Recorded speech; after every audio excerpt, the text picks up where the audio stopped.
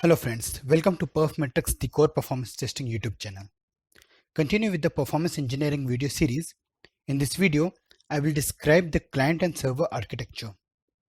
This video is purely for a performance engineer. Hence, I will cover only those points which are really required from a performance engineer perspective. So, let's start the video.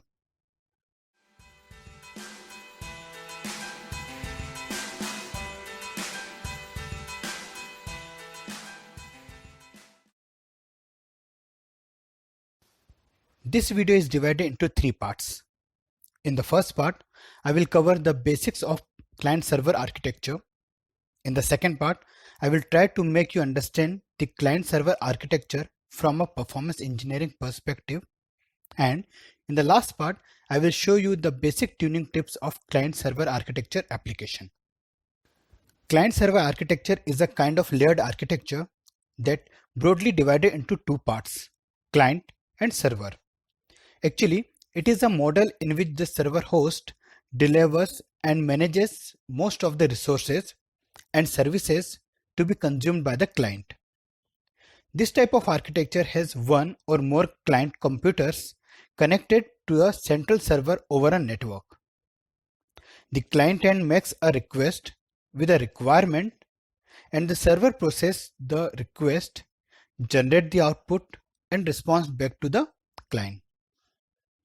The client-server architecture is most useful for those applications that require a separation or abstraction of concern between the client and the server. It is meant for systems with highly interoperability. There are three types of client-server architecture. Client and server both are on the same machine. And such type of client-server model is also known as one-tier architecture. Client and server are on a separate machine, and that could be a two-tier to n-tier architecture. The third one is the centralized architecture.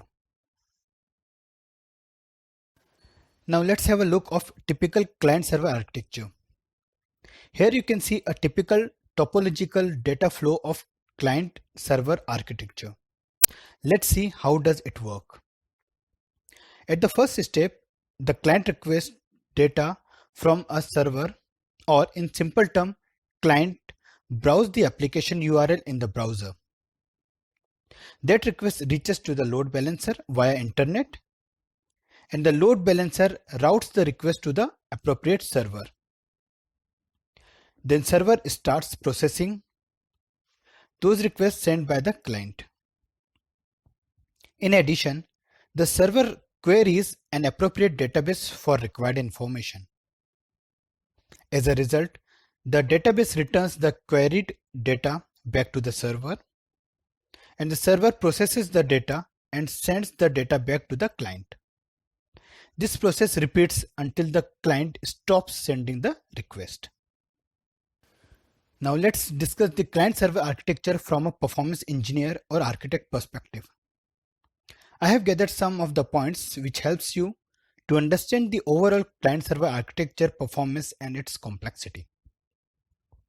The first check on the agility front. The overall agility is the ability to respond quickly to a constantly changing environment. The changes are done only at the server end.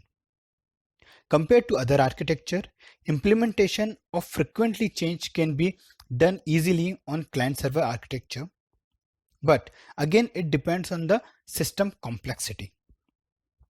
If the system is centralized, having less complexity, then the changes can be properly implemented at one go.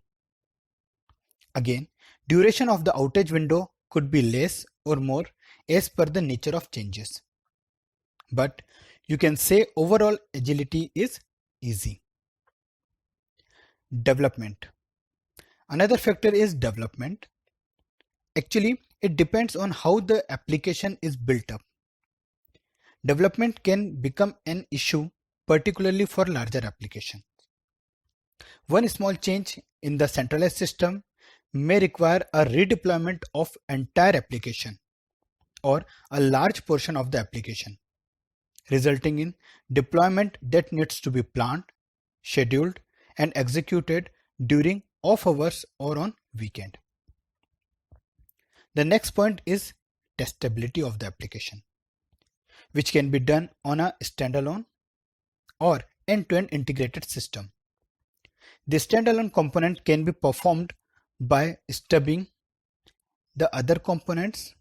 When the system is large with vast scope, then the attention is required so that all the integrated system can be accurately tested. Now, let's talk about the performance of the application, which are the part of client-server architecture. It performs moderately because full load comes when the system is centralized, and that could be a greater potential for failure. Servers help in administrating the whole setup. If the server goes down, then the entire service goes down. Load balancer is used to manage the load between distributed server architecture, and that could improve the performance up to some extent. Another point with regards to the performance and scalability is an increase in server architecture complexity degrade the overall performance of the application.